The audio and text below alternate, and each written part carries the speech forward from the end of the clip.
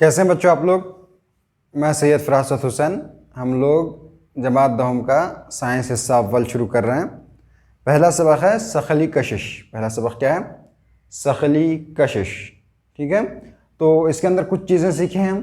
कशिश यानी खींचना। कशिश यानी क्या करना है? अपनी जानिब खींचना, अट्रैक्ट करना जिसे हम कहते हैं। ठीक है, सखली सखली यानी क्या होती है? क़ुव्वत की क़िस्म होती है।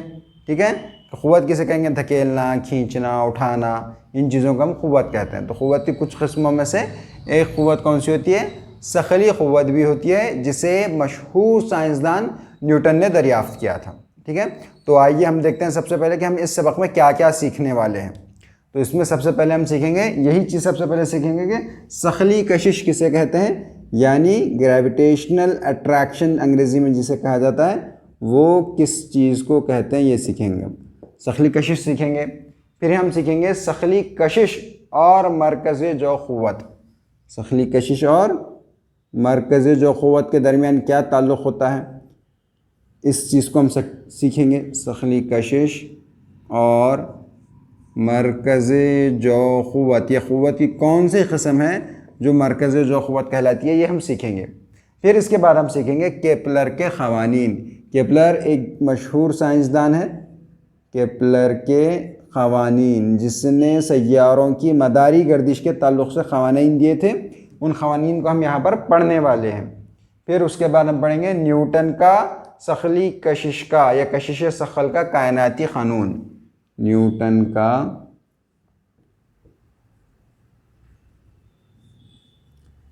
कशिश सखल का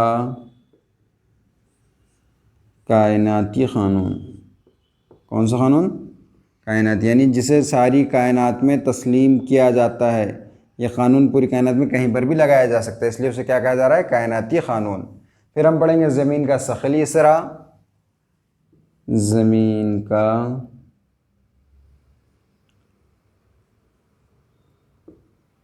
सखली इसरा। इसरा यानी रफ्तार में तब्दीली। उसके बाद हम पढ़ेंगे आज़ादाना हरकत।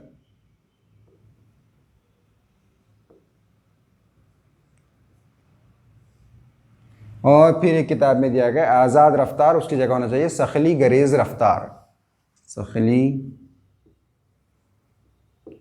गरेज रफ्तार।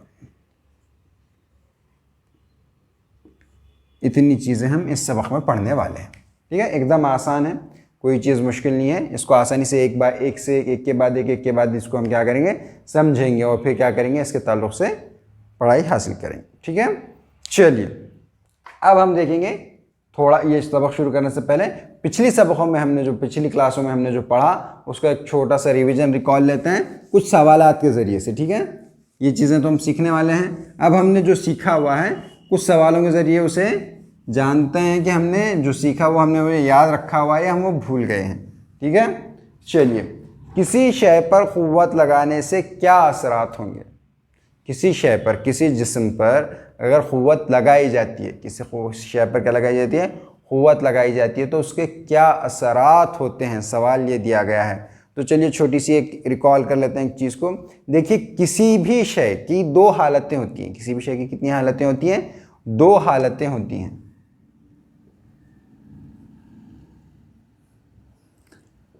एक हालत होती है सुकून की हालत। एक हालत कौन सी होती है? सुकून की हालत। और दूसरी हालत होती है हरकत की हालत। दूसरी हालत क्या की होती है? हरकत की हालत। ठीक है, एक हालत रहेगी सुकून की हालत और दूसरी हालत रहेगी हरकत की हालत। ठीक है, अब ये देखिए, एक क़ानून ऐसा है कायनात का कि जो शय जिस हालत में है उसी हालत में रहना चाहती है। जो शय जिस हालत में है उसी हालत में रहना चाहती है। अगर सुकून में है तो सुकून में ही रहना चाहती है, और अगर हरकत में है तो वो हरकत में ही रहना चाहती है। ठीक है, इसे जमूद का क़ानून कहते हैं।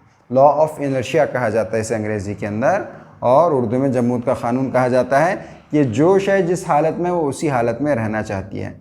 लेकिन अगर किसी शय की हालत को तब्दील करना है, किसी शय की हालत को क्या करना है? तब्दील करना है, तो उस पर क़ुव्वत लगानी पड़ेगी, उस पर क़ुव्वत लगानी पड़ेगी। यानी हरकत से किसी शय को सुकून में लाना है या सुकून से हरकत में लाना है तो उसके लिए क्या दरकार होगी, उसके लिए क़ुव्वत दरकार होगी। तो अब हमारे सवाल का जवाब कितना आसान हो गया, किसी शय पर क़ुव्वत लगाने से क्या असरात होंगे, तो किसी शय पर क़ुव्वत लगाने से उस शय की हालत में तब्दीली आएगी। क्या लिख सकते हैं हम, उस शय की हालत में तब्दीली। अगर वो शय सुकून में है तो वह हरकत में आ जाएगी, और हरकत में है तो सुकून में आ जाएगी। या हरकत के अंदर और पॉसिबिलिटीज़ ये हो सकते हैं कि हरकत की रफ्तार में तब्दीली होगी, रफ्तार में कमी या रफ्तार में ज़्यादती। क़ुव्वत लगाने पर रफ्तार में कमी हो सकती है हरकत के, या रफ्तार में ज़्यादती हो सकती है ना, या तो रफ्तार कम होगी या तो रफ्तार ज़्यादा होगी। ठीक है, चार चीज़ें हो सकती हैं क़ुव्वत, किसी शय पर क़ुव्वत लगाने से चार चीज़ें हो सकती हैं। सुकून की हालत से वह हरकत की हालत में आ सकता है, हरकत की हालत से सुकून की हालत में हो सकता है। अगर एक मखसूस रफ्तार से हरकत कर रहा है तो रफ्तार कम भी हो सकती है और रफ्तार ज़्यादा भी हो सकती है। ये हमारे सवाल का जवाब होगा। तो आपके समझ में आ गया होगा किसी शय पर क़ुव्वत लगाने के क्या असरात होंगे। किसी शय पर क़ुव्वत लगाने के ये असरात होंगे कि वो शय की हालत में तब्दीली आएगी। अगर वो सुकून में है तो हरकत में आ जाएगी, हरकत में है तो सुकून में आ जाएगी। या हो सकता है कि उस हरकत के मखसूस रफ्तार, उस हरकत की रफ्तार में मखसूस रफ्तार में तब्दील हो, चाहे वो कमी हो या चाहे वो ज़्यादती हो। ठीक है, अब आते हैं हम हमारे सवाल नंबर 2 की तरफ। 3 सवाल दिए गए हैं जो हमें याद करने हैं हमारी पुरानी मालूमात की बुनियाद के ऊपर, जो हमने पिछले जमातों में सीखी थी। आपको क़ुव्वत की कौन कौन सी किस्में मालूम हैं, बताइए आपको क़ुव्वत की कौन कौन सी किस्में मालूम हैं। देखिए मुझे तो भाई जो मालूम है वो यहाँ लिख रहा हूँ मैं, मुझे मालूम है क़ुव्वत की, जैसे नाम से पता है चला है कि सखली क़ुव्वत होती है। कौन सी क़ुव्वत होती है, सखली क़ुव्वत। और कौन सी क़ुव्वत होती है भाई, बरक़ी क़ुव्वत होती है, बरक़ी क़ुव्वत। और कौन सी क़ुव्वत होती है, मक़नातीसी क़ुव्वत होती है। कौन सी क़ुव्वत होती है, मक़नातीसी क़ुव्वत। दोनों को एक साथ भी लिखा जाता है, बरक़ी मक़नातीसी क़ुव्वत, इस तरीक़े से। और कौन सी क़ुव्वत पता है, जोहरी क़ुव्वत होती है। कौन सी क़ुव्वत होती है, जोहरी क़ुव्वत।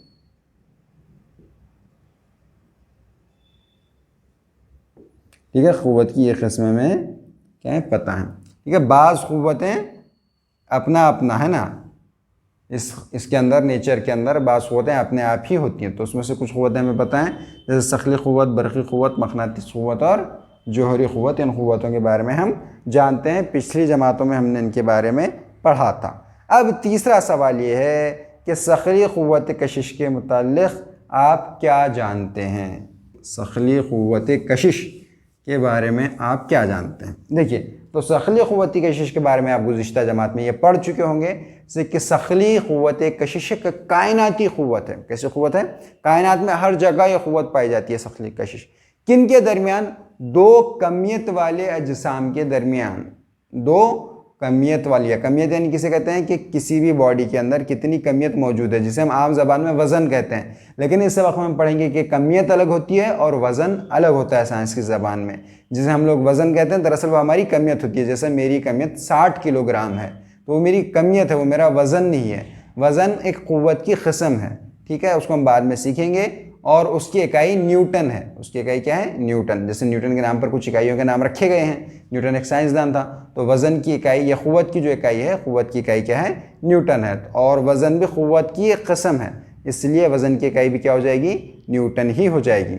और किलोग्राम ये कमियत की इकाई है। किलोग्राम किसकी इकाई है, कमियत की इकाई है। दरअसल मेरी कमियत कितनी हो गई, 60 किलोग्राम हो गई। मेरा वज़न 60 किलोग्राम नहीं हुआ, मेरी कमियत 60 किलोग्राम हो गई। ऐसा कोई भी कायनात के दो अजसाम जो कुछ न कुछ मकदार में कमियत रखते हों, कायनात के कोई भी दो अजसाम जो कमियत वाले हों, जिनकी कुछ न कुछ कमियत हो, उनके दरमियान एक सखली कशिश पाई जाती है। एक सखली क़ुव्वत है जो एक दूसरे को आपस में एक दूसरे की तरफ खींचती है ना। तो ये चीज़ें हमने सीखी थी। और हमने ये भी सीखा था पिछली जमात में कि सखली कशिश को सर आइज़क न्यूटन ने दरियाफ़्त किया था। किसने दरियाफ़्त किया था, न्यूटन ने दरियाफ़्त किया था। ठीक है, आ गई बात समझ में, इतना सबके समझ में आ गया। ये थे पुराने कुछ गुज़िश्ता जमात से मुताल्लिक़ सवालात। अब हम हमारे दहम जमात का पहला टॉपिक, जिसके सबक का नाम सखली कशिश है और हमारे टॉपिक का नाम भी क्या है, सखली कशिश, जिसे अंग्रेज़ी में कहा जाता है ग्रेविटेशनल अट्रैक्शन। Gravitational attraction. आपने ये याद रखना है, अंग्रेज़ी के अंदर भी इनका जो नॉमेनक्लेचर है, जो नाम दिए गए हैं अंग्रेज़ी में, वो भी याद रखना है, क्योंकि आप लोगों में से बहुत सारे बच्चे जब 11वीं और 12वीं जमात में जाएंगे तो अंग्रेज़ी मीडियम से तालीम हासिल करेंगे, बाज़ उर्दू मीडियम से भी करेंगे, लेकिन आप में से बहुत सारे बच्चे अंग्रेज़ी मीडियम के कॉलेजेस में एडमिशन्स लेंगे 11वीं और 12वीं साइंस के लिए। तो आपको पता होना चाहिए कि किस चीज़ को क्या, जैसे सखली कशिश को क्या कहा जाता है, ठीक है, तवानाई को क्या कहा जाता है, बरक़ी रो को क्या कहा जाता है, ठीक है, बरक़ी ख़वा के फ़र्क को क्या कहा जाता है, ये सारी चीज़ें आपको पता होनी चाहिए। चलिए, तो हम ये जानते हैं कि सर आइज़ैक न्यूटन ने इसको दरियाफ़्त किया था। साइंसदान कौन था इसको दरियाफ़्त करने वाला? इसको दरियाफ़्त करने वाले साइंसदान का नाम है सर आइज़ैक न्यूटन। क्यों, कैसा दरियाफ़्त किया था उन्होंने? आपको सब मशहूर वाक़या एकदम कि एक दफ़ा एक दरख्त के नीचे बैठे हुए थे। सर आइज़ैक न्यूटन क्या किए हुए थे? एक दरख्त के नीचे बैठे हुए, एक दरख्त था और वो दरख्त सेब का दरख्त था। क्या का दरख्त था? सेब का दरख्त था, इसमें सेब लगे हुए थे बहुत सारे, और वो इस दरख्त के नीचे बैठे हुए थे, और ऊपर से क्या हुआ, एक सेब नीचे की तरफ गिरा। तो उनके दिमाग में ख़याल आया कि ये सेब नीचे ही क्यों गिरा, ऊपर की जानिब क्यों नहीं गया। और इस ख्याल पर सोचते सोचते सोचते वो इस नतीजे पर पहुँचे कि सारे सेब जो ऊपर ही से नीचे ही गिरते हैं और बिल्कुल उमूदी गिरते हैं, बिल्कुल खड़े गिरते हैं, आड़े टेढ़े बिंगे नहीं गिरते, है ना। बिल्कुल कैसे गिरते हैं? तिरछे भी गिरते हैं कि नहीं, बिल्कुल सीधे ही सीधे गिरते हैं। वो इसलिए गिरते हैं क्योंकि ज़मीन उनको अपने जानिब खींचती है। ज़मीन क्या करती है? उनको अपने जानिब खींचती है। लेकिन ज़मीन उनको अपने जानिब क्यों खींचती है, ये सवाल था। फिर उसका जवाब नहीं मिला, क्योंकि ज़मीन अपने अंदर एक कमियत रखती है, ज़मीन का खुद की एक कमियत है जो बहुत ज़्यादा है, इसलिए ज़मीन सारी चीज़ों को क्या करती है, अपनी तरफ खींचती है। फिर उन्होंने सोचा कि चाँद भी कमियत रखता है, तो चाँद अपनी जानिब ऊपर की जानिब क्यों नहीं खींचता। ये सूरज भी कमियत रखता है, तो सूरज अपने जानिब क्यों नहीं खींचता। फिर वो अपने एक फ़ैसले पर पहुँचे, और फैसले पर पहुँच के उन्होंने एक ज़ाब्ता बनाया, जिसे क़ानून बनाया, जिसे न्यूटन का कशिश सखल का कायनाती क़ानून कहा जाता है, जिसको हम आगे पढ़ने वाले हैं। ठीक है, फिलहाल हमको ये समझना है कि सखली कशिश किसने दरियाफ़्त की? सर आइज़ैक न्यूटन ने दरियाफ़्त की। किस तरीके से दरियाफ़्त की? कि वो एक सेब के दरख्त के नीचे बैठे हुए थे, तो एक सेब ऊपर से नीचे गिरा। उनके दिमाग में ख्याल आया कि ये सेब नीचे ही क्यों गिरा और खड़ा ही क्यों गिरा, ये सेब ऊपर की जानिब क्यों नहीं गया, नीचे की जानिब ही क्यों आया, वो सीधा ही क्यों गिरा, तिरछा क्यों नहीं गिरा, टेढ़ा क्यों नहीं गिरा। फिर उन्होंने इस चीज़, उनके जवाब के तौर पर उनके जहन में ख्याल आया कि ज़मीन के अंदर एक कमियत है और ज़मीन सारी चीज़ों को अपने क्या करती है, नीचे खींचती है। फिर अगला ख्याल उनके दिल में आया कि चाँद भी ऊपर मौजूद है, सूरज भी आसमान में मौजूद है, क्या वो कमियत नहीं रखते? अगर वो कमियत रखते हैं तो इन चीज़ों को ऊपर क्यों नहीं खींचते। तो इन सारे सवालों के जवाब में उन्होंने एक कायनाती क़ानून बनाया, और वो कायनाती क़ानून के ज़रिए से उन्होंने सखली कशिश की क़ुव्वत को समझाने में पूरी दुनिया की मदद की। आज उन्हीं के क़ानून की बुनियाद पर बड़े बड़े प्रोजेक्ट्स होते हैं, और सारी जो स्पेस के अंदर टेक्नोलॉजी इतनी बढ़ चुकी है, चांद पर जा रहे हैं, चंद्रयान बनाया जा चुका है, और सारी दुनिया की ने सैटेलाइट्स भेजे हुए हैं, सारे जो हैं वो सर आइज़ैक न्यूटन के दिए हुए सखली कशिश के कायनाती क़ानून की वजह से हैं। ठीक है, तो उनका बहुत बड़ा क्या है कि साइंस की तरक्की में उनका बहुत बड़ा हाथ है। चलिए, तो हमने ये चीज़ सोच ली, ये चीज़ समझ ली है कि सर आइज़ैक न्यूटन ने जो सोचा था और जो उन्होंने जो दरियाफ़्त किया उसके बारे में पढ़ा, और उन्होंने फिर ये सोचा कि क्या ये सिर्फ दो अजसाम के दरमियान होती है, क्या ये दो अजसाम के दरमियान नहीं हो सकती, तो जो दूर दूर आसमानों के अंदर वाक़ हैं, सूरज है, प्लूटो है, मार्स है, यानी मरीख़ है, मुश्तरी है, ज़ुहल है, ज़मीन है, अतारुद है, ज़ोहरा है, और आपस आजू बाजू जो दूर दूर कहकशाएँ हैं कायनात के अंदर मौजूद, क्या इनके अंदर जो फल्की अजसाम हैं बड़े बड़े, क्या वो अन अजसाम के दरमियान भी ये क़ुव्वत पाई जाती है, जिससे नाम क्या दिया गया, सखली क़ुव्वत नाम दिया गया। तो इन सारे सवालों के जवाब अब हम सबक में आगे आगे जैसे जैसे पॉइंट्स आएंगे, आगे आगे जैसे नुकात आएंगे, उन नुकात के साथ साथ ये हमारे पॉइंट्स क्लियर होते चलेंगे। ठीक है, चलिए अब हम समझेंगे क़ुव्वत और रफ्तार के दरमियान, क़ुव्वत और रफ्तार के दरमियान के राब्ते को। क़ुव्वत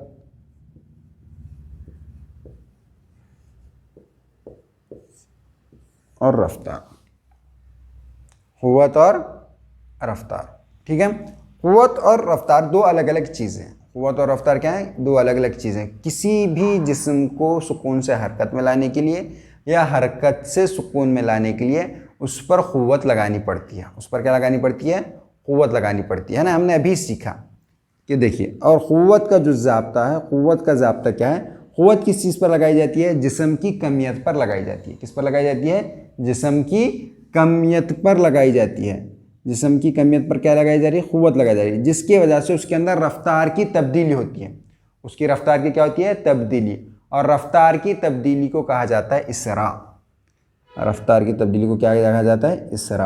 अब ये देखिए, इन सारी चीज़ों को मैं अंग्रेजी में कहूँगा, क़ुव्वत को कहा जाता है फोर्स, क़ुव्वत को कहा जाता है फोर्स, कमियत को कहा जाता है मास, और इसरा को कहा जाता है एक्सेलरेशन।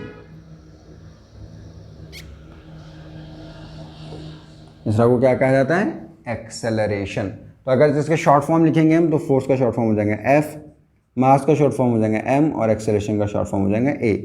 तो ये क़ुव्वत मसावी है MA, यानी क़ुव्वत मसावी है कमियत ज़रब इसरा।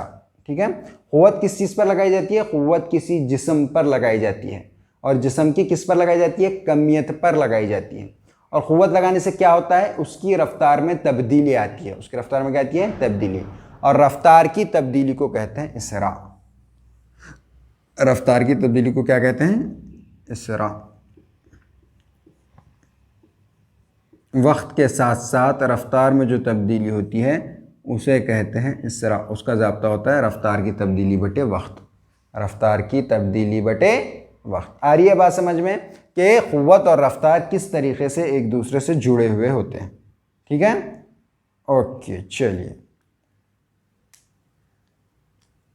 ये चीज़ें आपके समझ में आ गई कि क़ुव्वत और रफ्तार किस तरीके से एक दूसरे से जुड़े हुए हैं। अब एक हमसे कहा जा रहा है, ज़रा याद कीजिए, न्यूटन के हरकत से मुताल्लिक़ 3 क़वानीन कौन से हैं? न्यूटन के हरकत से मुताल्लिक़ 3 क़वानीन, सर आइज़ैक न्यूटन ने हरकत से मुताल्लिक़ भी 3 क़वानीन दिए हुए हैं जो आपने पिछली जमातों में पढ़े हुए हैं, है ना। तो तीनों क़वानीन क्या क्या हैं बताइए मुझे।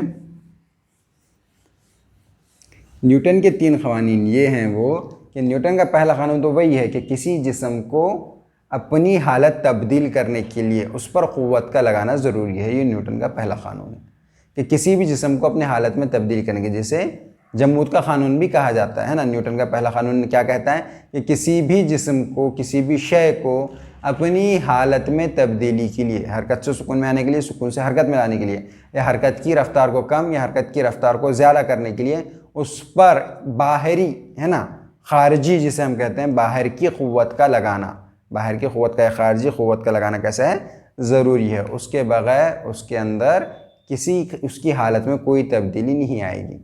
आ रही है बात समझ में। ये हो गया पहला क़ानून न्यूटन का। न्यूटन का दूसरा क़ानून क्या कहता है? न्यूटन का दूसरा क़ानून क्या कहता है? इस चीज़ को हमें समझना है कि न्यूटन का दूसरा क़ानून क्या कहता है। तो न्यूटन का दूसरा क़ानून ये कहता है कि लगाई गई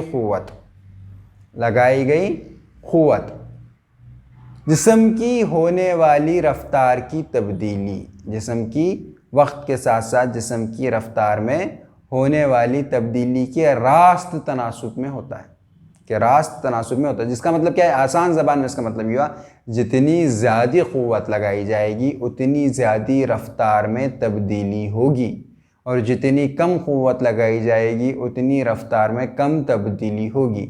ये दूसरे क़ानून का मतलब है। न्यूटन का दूसरा क़ानून क्या कहता है कि जिस्म पर लगाई गई क़ुव्वत जिस्म के रफ्तार की तब्दीली के रास्त तनासुब में होता है। जिस्म के रफ्तार की तब्दीली के रास्त तनासुब में होता है। अब न्यूटन का तीसरा क़ानून क्या कहता है कि हर क़ुव्वत, कोई क़ुव्वत अकेली नहीं होती, कोई क़ुव्वत अकेली नहीं होती, हर क़ुव्वत जोड़ी के अंदर होती है। हर क़ुव्वत के अंदर होती है?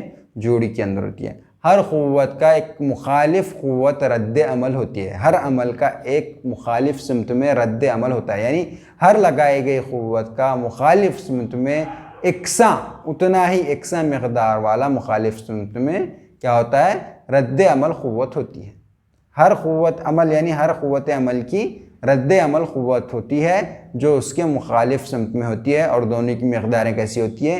एकसा होती हैं, जिसे अंग्रेज़ी में हम मशहूर है एक्शन रिएक्शन कहते हैं, जिसे हम क्या कहते हैं? Action reaction formula. आगे कि नहीं आगे पसंद में कि हर क़ुव्वत जो अमल पैरा है, हर क़ुव्वत जो किसी जिस्म पर लगाई गई है, जिससे जिस्म पर क़ुव्वत लगाई जा रही है, जिस्म उस चीज़ पर अब वापस मुखालिफ सिमत में क्या करता है?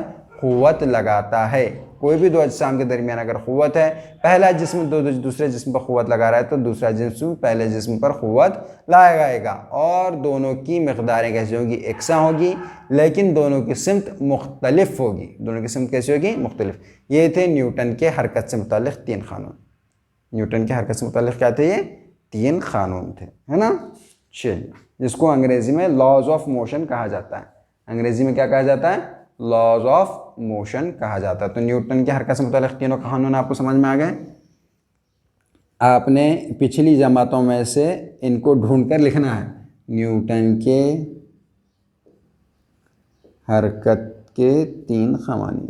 कितने क़वानीन, 3 क़वानीन, जिसमें से पहला क़ानून क्या कहता है, दोबारा इसका रिवाइज़ करेंगे। बोलिए, पहला क़ानून ये कहता है, न्यूटन का पहला क़ानून कहता है कि किसी भी जिस्म, किसी भी शय की हालत में तब्दीली के लिए ख़ारिजी क़ुव्वत का लगाना ज़रूरी है। दूसरा क़ानून क्या कहता है कि लगाई गई क़ुव्वत जिस्म की रफ़्तार की तब्दीली वक्त के साथ तब्दीली के रास्ते तनासुब में होती है। और तीसरा क़ानून ये कहता है कि हर अमल पैरा क़ुव्वत के मुखालिफ सुन्नत में एकसा मक़दार वाली रद्द अमल क़ुव्वत होती है। ऐसे न्यूटन के 3 क़वानीन हैं। अब हम हमारे अगले टॉपिक की तरफ आएंगे, और अगला टॉपिक है हमारा दायरवी हरकत और मरकज़े जो क़ुव्वत। दायरवी हरकत और मरकज़े जो क़ुव्वत, है ना।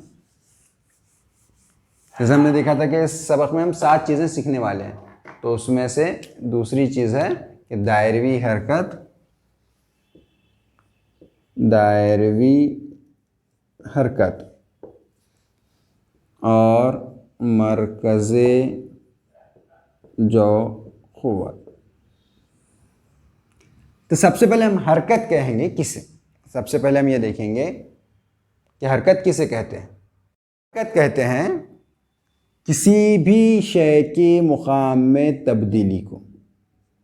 मुकाम में तब्दीली, क्या में तब्दीली, मुकाम में तब्दीली। कोई शय है, किसी मुकाम पर है, और वक्त के साथ साथ अगर उसके मुकाम में तब्दीली होती है, उसके मुकाम में क्या होती है, तब्दीली होती है, तो हम क्या कहेंगे कि वो जिस्म या वो शय हरकत में है। और अगर वो जिस्म या वो शय में वक्त के साथ साथ उसके मुकाम में कोई तब्दीली नहीं होती, तो ये कहा जा सकता है कि वो शय सुकून की हालत में है। किसकी हालत में है, सुकून की हालत में है। आ रही है आप लोगों की बात समझ में। एकदम आसान चीज़ें हैं, है ना, कि अगर किसी शय, किसी जिस्म के मुकाम में तब्दीली हो रही है कि पहले यहाँ था, फिर वहाँ है, फिर वहाँ है, तो उसको क्या कहेंगे हम कि वो जिस्म हरकत के अंदर है। आप देखिए, जो भी जिस्म हरकत में होता है तो उसके एक मुकाम पर होता है क्या, नहीं, वो मुस्तकिल तौर पर अपने मुकामात में क्या करता है, तब्दीली करता है। और जो शय सुकून की हालत में होती है वो मुस्तकिल तौर पर एक ही मुकाम पर होती है, वो अपना मुकाम तब्दील नहीं करती। यानी वो शय, वो जिस्म जो अपना मुकाम तब्दील नहीं करता, वो सुकून की हालत में होता है। और वो शय, वो जिस्म जो अपने मुकामात तब्दील करता रहता है, हम कह सकते हैं कि वो क्या में है, हरकत की हालत में है। क्या हालत में है, हरकत की हालत में। अब हमें देखना है कि दायरवी हरकत हम किसे कहेंगे। कौन सी हरकत, दायरवी हरकत। ऐसी हरकत के जो दायरे में हो, दायरे पर हो। ऐसी हरकत जो क्या पर हो, दायरे के ऊपर हो, उस हरकत को क्या कहेंगे हम, दायरवी हरकत कहेंगे। क्या कहेंगे, दायरवी हरकत। यानी कोई जिस्म अगर किसी दायरे पर, किसी दायरे के अहाते पर ऐसे इस पर हरकत कर रहा है, कोई जिस्म ऐसे कभी यहाँ है, कभी यहाँ है, कभी यहाँ है, यहाँ है, अगर इस तरीक़े से वो हरकत करता है, इस तरीक़े से क्या करता है, वो हरकत करता है, तो इस हरकत को किसी नुक्ते को मरकज़ मान कर, किसी नुक्ते को मरकज़ मान कर अगर कोई जिस्म दायरे के अहाते पर, दायरे के अहाते पर हरकत करता है, क्या पर हरकत करता है, दायरे के अहाते पर हरकत करता है, तो उसे हम क्या कहेंगे, उसे हम दायरवी हरकत कहेंगे। कौन सी हरकत कहेंगे, उसे हम दायरवी हरकत कहेंगे। आ गई बात समझ में। किसी भी जिस्म की किसी दायरे के अहाते पर हरकत को क्या कहा जाता है, दायरवी हरकत कहा जाता है। अब देखिए, उसकी आसान मिसाल ये है, एक डोरी ली जाए और डोरी को एक पत्थर बांधा जाए और उसे गोल गोल गोल गोल गोल गोल गोल गोल घुमाया जाए, तो उस पत्थर की जो हरकत होगी, उस पत्थर की जो हरकत होगी, उस हरकत को क्या कहा जाएगा, उस पत्थर की हरकत को दायरवी हरकत कहा जाएगा, दायरवी हरकत कहा जाएगा। ठीक है। अब ये देखिए, हाथ के अंदर डोरी है और डोरी को पत्थर बांधा हुआ है, उसको गोल गोल गोल गोल फिरा रहा हूँ। मैं क्या कर रहा हूँ कि इसे अपनी जानिब खींच रहा हूँ, इसे क्या कर रहा हूँ, अपनी जानिब। देखिए, किसी भी हरकत के लिए क़ुव्वत ज़रूरी है, किसी भी हरकत के लिए क्या ज़रूरी है, क़ुव्वत ज़रूरी है। फ़र्ज़ कीजिए कि ये मेरा हाथ है, ये पॉइंट जो है ये जो नुक्ता है ये मेरे हाथ को बताता है, और यहाँ से पत्थर से बांधा हुआ है, पत्थर से क्या ये बंधा हुआ है, और पत्थर ऐसे गोल घूम रहा है, पत्थर क्या कर रहा है, गोल घूम रहा है। तो यहाँ पर मेरे हाथ से डोरी के ज़रिए इस पत्थर पर क़ुव्वत लगाई जा रही है ना।